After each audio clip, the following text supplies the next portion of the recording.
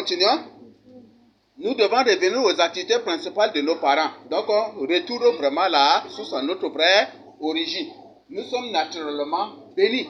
Les colons ont dit, quand ils étaient venus, on ne vivait que de la chasse, de la pêche, de la cueillette, de l'agriculture. On a tout à notre disposition. C'est pour ça qu'on est paresseux. On n'a pas développé. Mais c'est Dieu qui nous a ainsi bénis, n'est-ce pas? C'est encore une preuve dans leur soi-disant histoire que nous sommes le vrai fils de Jacob. Parce que Dieu n'a point du tout promis le modernisme ou le machinisme aux fils de Jacob en les faisant sortir de l'Égypte. C'est ça, n'est-ce pas? Je bénirai vos cultures, je bénirai ceci. Donc, c'est exactement aussi ça et les arbres fruitiers vous produiront aussi des fruits. C'est ça, n'est-ce pas? Et ce qui fait qu'aujourd'hui, jusqu'à aujourd'hui, nos activités principales, là, c'est l'agriculture, l'élevage, la pêche, la cueillette et ces choses. Comme c'est un pays de forêt, il y a la maçonnerie, il y a aussi la menuiserie et beaucoup d'autres activités. Il y a certains même qui faisaient aussi, par exemple, l'activité de recherche d'or ou des trucs comme ça. Il y en a dans tout cela. Donc, il y a beaucoup d'autres activités dans ça. Et quand nos parents vivaient de cela, là, est-ce qu'il y avait un problème? Est-ce qu'il y avait du chômage? Est-ce qu'il y a des gens qui chômaient en ce moment? Mais aujourd'hui, là, ils sont venus laver le cerveau des gens pour faire croire que c'est par l'école seule que les gens réussissent et finalement le cerveau des gens sont la société a suivi un lavage des cerveaux. À croire que c'est par l'école seule qu'elle va réussir. Et une société sans école, c'est une société qui n'a pas d'avenir. C'est ça ce qu'ils mettent au cerveau des gens, n'est-ce pas? C'est un système de lavage des cerveaux. Nous continuons. Nous devons revenir aux dîmes et aux offrandes avec les prémices qui étaient source de bénédiction de nos pères dans leurs activités. Lisez Malachie 3, 7 à 12. Qu'est-ce que Dieu dit? Vous me trompez. Et qu'est-ce qu'ils ont? En quoi t'avons-nous trompé? C'est ça, n'est-ce pas? C'est ça, n'est-ce pas? Lisez, il les a dit. Les dîmes et les offrandes. Parce que Dieu bénit nos pères et il dit que les dîmes, les offrandes, ils doivent donner. C'est pour que ces serviteurs, les Lévites lui appartiennent, n'est-ce pas? C'est ça, n'est-ce pas? Et on trouve que les prophètes dans la Bible aussi, beaucoup des Africains qui vivaient dans la crainte de Dieu collaboraient avec ces prophètes. Et c'est pour aider les pauvres, aider les veufs, aider les orphelins, aider les démunis et aider aussi les serviteurs de Dieu. Mais aujourd'hui, tout cela est balayé, tout cela est oublié. Et c'est une source de bénédiction. Donc, aider les pauvres de Dieu avec, aider les veuves, aider ceux qui sont dans les difficultés avec aussi. Nous continuons. Nous devons revenir à l'évangélisation, comme je vous ai expliqué hier. Jésus-Christ a fait sortir son peuple de l'Égypte pour le servir. Donc, la même mission pour laquelle il a fait sortir son peuple de l'Égypte, c'est cette même mission qui nous est donnée aujourd'hui. Allez faire de toutes les nations des disciples. Donc, si nos pères n'ont pas fait cela, nous devons revenir maintenant à cette mission. Donc, évangéliser et partager avec les autres que c'est Jésus-Christ de Nazareth qui est le Dieu de l'Afrique et nous devons revenir à lui. Et c'est lui qui est le chemin, la vérité et la vie. Là, pour cela, lisez Marc 16, 15 et Matthieu 28, 19 à 20. C'est bon? C'est bon? Nous continuons. Nous devons revenir à l'obéissance aux parents et aux grandes personnes. Donc, obéissons à nos parents selon le Seigneur. Obéissons à nos grands-parents selon le Seigneur. Et obéissons à nos oncles, à nos tantes selon le Seigneur. Et nous devons obéir aussi aux grandes personnes. Si une grande personne t'appelle, va me payer tes sucres. Est-ce que tu vas refuser? Avant, c'est l'obéissance. Et partout, là où j'avais grandi, quand on t'envoie et que tu refuses, c'est chicotte. Oui. Et le seul domaine où on va te comprendre, c'est quand on t'envoie pour acheter l'alcool et que tu refuses. Ou pour payer cigarette et que tu refuses. Là, si tu refuses, là, ils te comprennent. Mais si on t'envoie pour payer nourriture quelque chose que tu refuses, là, c'est chicotte. Mais aujourd'hui, comme le frère a expliqué, tu tapes un enfant, le papa ou la maman va prendre l'enfant pour dire, je te donne délai de 2 jours. Si quelque chose arrive à mon enfant, C'est toi que je connais. Vous voyez ça? Ce qui fait que les enfants sont trop têtus en ces derniers temps. Avant, quand on commettait des fautes, on nous tapait. Et quand on fuyait, même les voisins et d'autres personnes, on nous tapait encore. Mais aujourd'hui, vous savez, il n'y en a plus, n'est-ce pas? Quand tu fuyais là, on va te taper encore. Donc finalement, tu es obligé de changer. Parce que si tu ne changes pas et qu'on va te taper, tu n'auras aucun refuge. Personne ne va te défendre. Mais aujourd'hui, les enfants se rassurent. S'ils font du mal et qu'on les tape, si le papa le tape, il court vers maman. Maman, là, le maman prend un mortier et il dit, si tu es homme, avance. C'est ça, n'est-ce pas?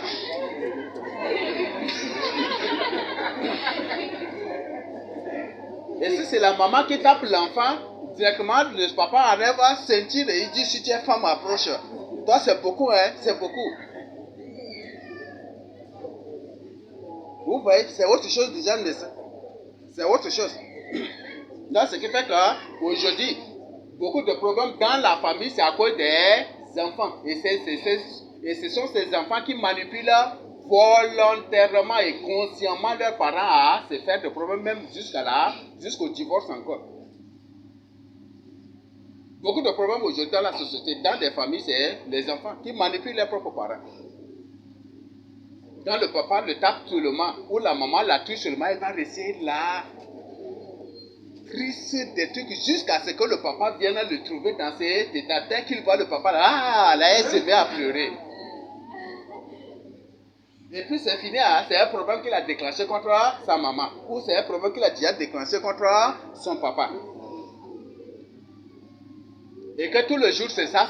Le papa ne pourrait plus supporter cela. La maman ne pourra plus supporter. Et finalement, c'est des manipulations et c'est des problèmes. Donc, toi, il dit, si tu vis dans ces choses, Dieu condamne cela. Donc, on doit revenir maintenant à l'obéissance à nos parents. On doit revenir à l'obéissance aux grandes personnes, selon le Seigneur. Si une grande personne t'envoie pour payer de nourriture, il faut le faire. C'est plutôt une bénédiction. Je partageais avec vous.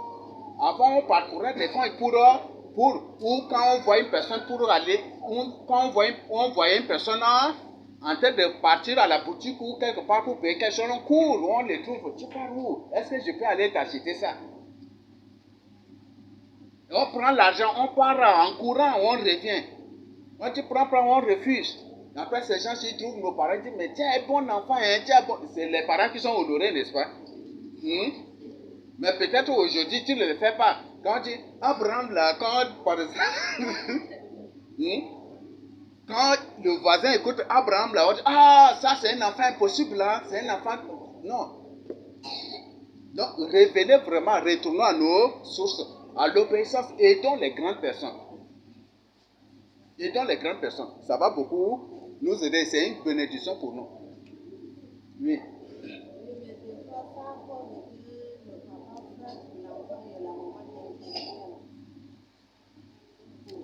C'est l'enfant. Si vous êtes ensemble et que l'autre tape l'enfant et que l'autre réagit automatiquement, c'est vous-même qui poussez l'enfant là à la désobéissance et à vous manipuler à tout moment.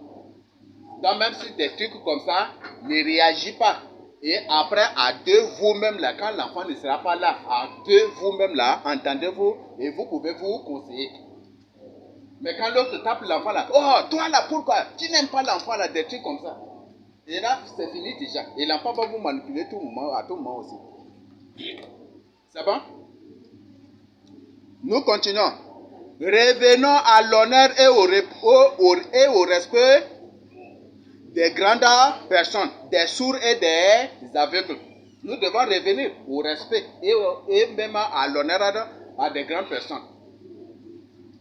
On doit honorer les grandes personnes. Je sais dit, tu respecteras la personne du vieillard, c'est ça, n'est-ce pas? Et tu te lèveras devant le cheveu blanc. Est-ce que vous le faites? Une personne âgée plus que toi, quand il vient là, tu restes, oui, salut, hein, tu fais comme ça. Tu ne te lèves même pas, est-ce qu'il y a du respect dans ça? Est-ce qu'il y a du respect dans ça? Oui.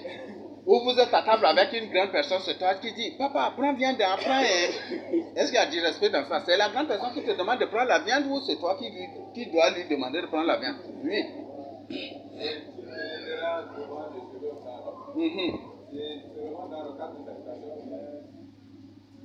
Même si tu es assis, par exemple, si tu es assis sur une chaise et que la grande personne vient, tu quittes et tu lui cèdes la chaise, même si c'est une brique que tu peux t'asseoir. C'est ce qu'on faisait avant. C'est ce qu'on faisait. On donne toujours. Mais maintenant, là, c'est autre chose, non? C'est l'enfant qui reste dans la chaise et la grande personne reste sur la brique. C'est ça, n'est-ce pas? Ou sur le banc. Ça, il y a quel respect dans ça? Quel est l'honneur qu'on trouve dans cela? Oui. Oui. Pour moi, c'est de savoir concernant manger avec les grandes personnes et demander à la grande personne de prendre la viande. Par exemple, je suis chez moi et que une grande personne qui prend la viande et que si gorge. Donc, est-ce que si, bon, le fait de dire de prendre la viande pour manger, est-ce que c'est vrai? Puisqu'il y a quelqu'un qui est venu chez moi et je l'ai préparé là, j'ai préparé la viande et on va faire manger ensemble. Et lui, bon, il va prendre la viande, donc je lui dis de prendre la viande pour manger, est-ce que c'est vrai? Non, là tu peux lui demander, si tu vois que lui il a peur de prendre, tu peux lui demander de prendre. C'est bon? Là tu peux lui demander de prendre. Peut-être c'est ça la part, peut-être que demain quand on va déposer la viande là, c'est les enfants qui vont cibler les meilleurs morceaux, c'est ça non? C'est ça n'est-ce pas? Vrai ou faux? Peut-être c'est des enfants qui vont cibler les meilleurs morceaux pour prendre. Est-ce que c'est normal? Est-ce qu'il y a de l'honneur dans ça? Est-ce qu'il y a du respect dans ça? Vous savez, ils ont lavé même le cerveau des gens, même des enfants, à croire que manger de la viande là, ça fait augmenter la taille. Et or, c'est ce qu'on appelle un message subliminal à la désobéissance. À ne point du tout respecter les grandes personnes. Ce qui fait qu'aujourd'hui, quand tu déposes la viande là, l'enfant dit, l'enfant qui mange la viande là, il va augmenter beaucoup, il va devenir un géant. Et il oublie que les géants sont des démons, lui-même il oublie. Et l'enfant est là, il ramasse tout, il mange tout devant la grande personne. C'est une malédiction. Ça, c'est des malédictions.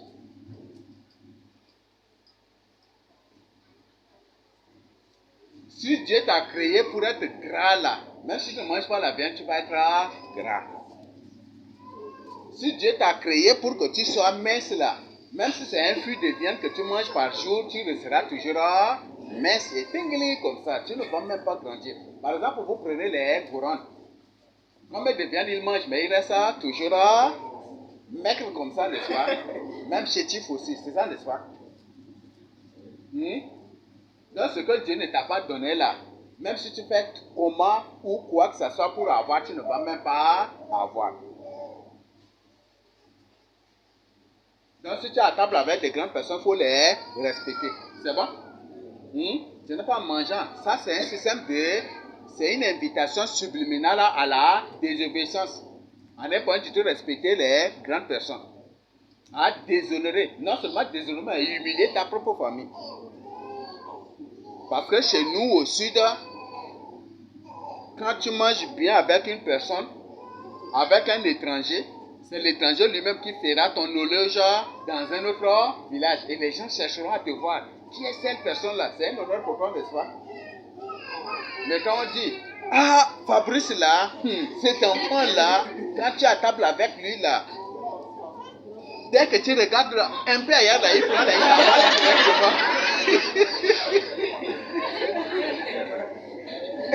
il prend le directement, il avale directement. Est-ce que ça c'est bon? Oui.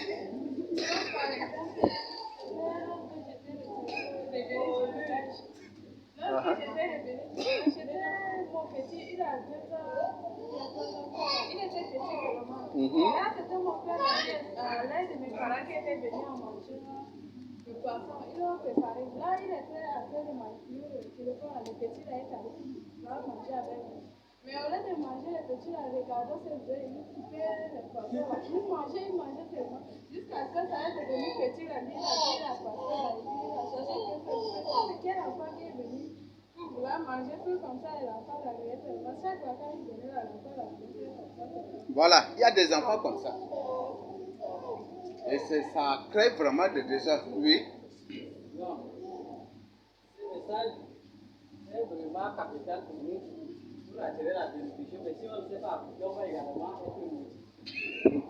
Parce que nous, les grands personnes vont dire que nous, comme l'enseignement est donné là, avec cet enfant-là, il faut définir les biens. Voilà, là, il faut que ça soit clair d'abord aussi. Ah, ça donne l'argent, Fabrice.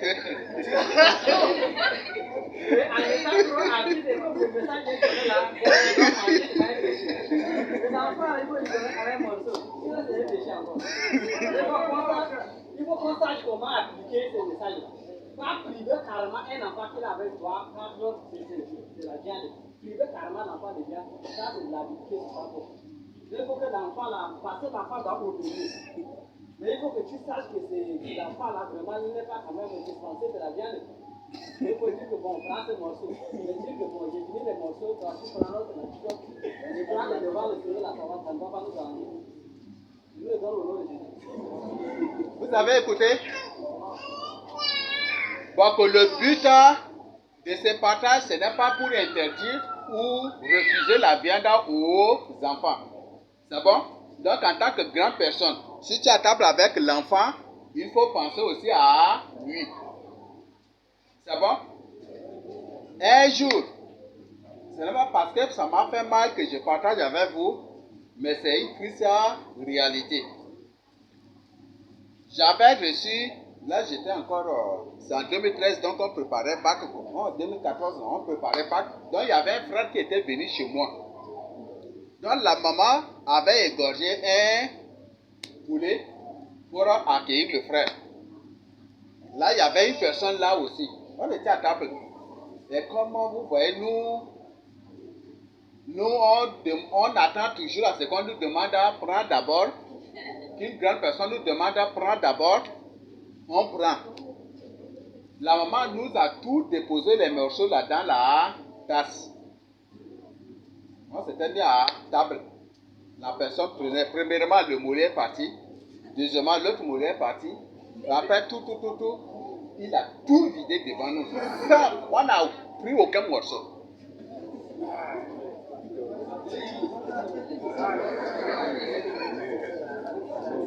Jusqu'à là, on se regardait dans les yeux.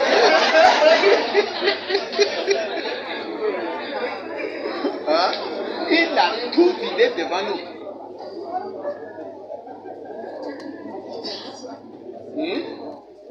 Même les ongles du poulet, là, même il ne nous a pas donné. Il a tout.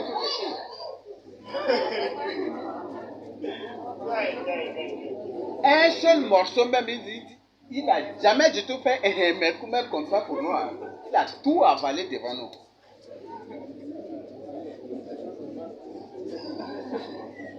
Et l'ami qui est venu, c'est une personne qui me dépasse vraiment en âge. Mais lui, il nous dépasse complètement en âge. Et comme il a des cheveux un peu blancs, on disait, voilà, si c'est ça, il faut que ça soit lui qui nous demande, voilà, il faut prendre la viande avant de manger. Et c'est alors que je vais dire à l'ami, il faut prendre. Donc on est à la table, il a tout mangé. Les deux épaules, les deux mollets, tout, il a tout avalé devant nous.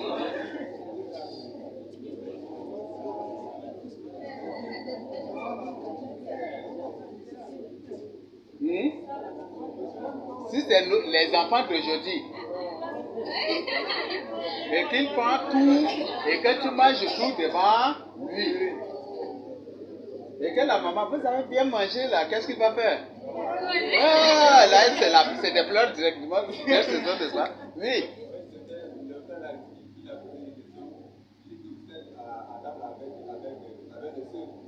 Avec les sœurs.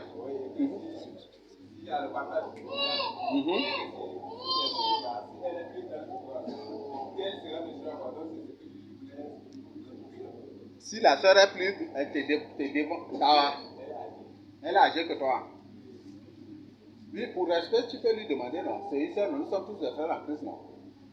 Tu peux lui demander. Ou tu peux lui demander où c'est à elle de faire aussi.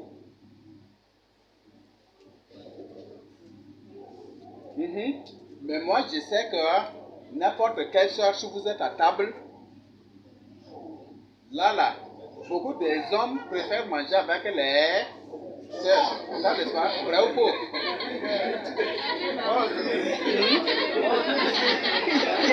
Là, c'est pour ça que tu as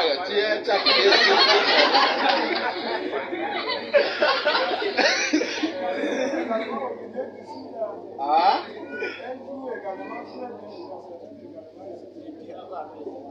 Il y a certains noms?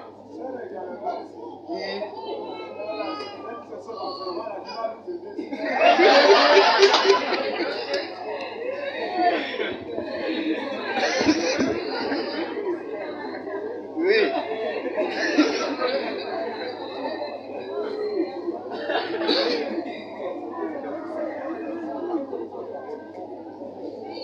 Oui, la soeur.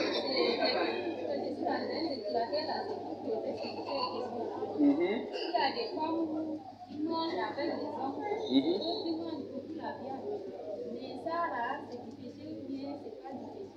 Les femmes la mangent beaucoup la viande. Il y a des femmes là qui vont manger plus de la viande, là, c'est des femmes là qui mangent. Là, j'ai dit, moi aussi, avec mon soeur. Ça, c'est chez les élus ici ou c'est ailleurs? J'ai lu aussi. Ah bon? Ça t'a beaucoup choqué ou quoi? Oui.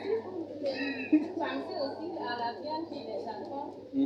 Parfois, bon, pour moi, quand j'ai trouvé des étrangers que j'ai évolué comme là, je ne m'intéresse pas beaucoup sur les enfants, pour les donner des bons papiers. C'est seulement pour les créer peut-être là. Et ça, c'est du péché ou bien que j'ai fait avec C'est pas vraiment. C'est tes enfants. Peut-être c'est ta manière de les éduquer.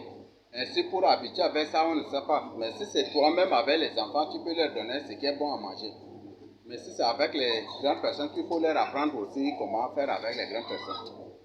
Nous, on ne nous a pas du tout fait comme ça, mais on nous a plutôt conseillé. On nous a plutôt éduqués.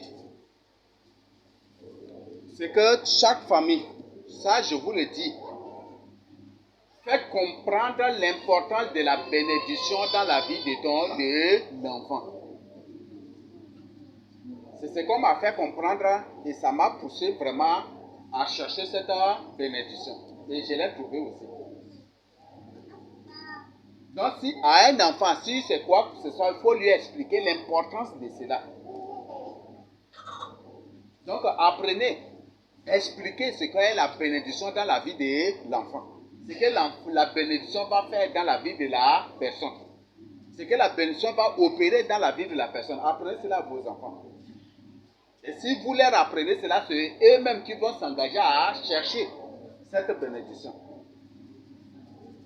Donc c'est ce que nous devons le faire. Donc c'est aussi un retour des Africains à la source. On doit apprendre cela. Leur montrer le chemin de la bénédiction.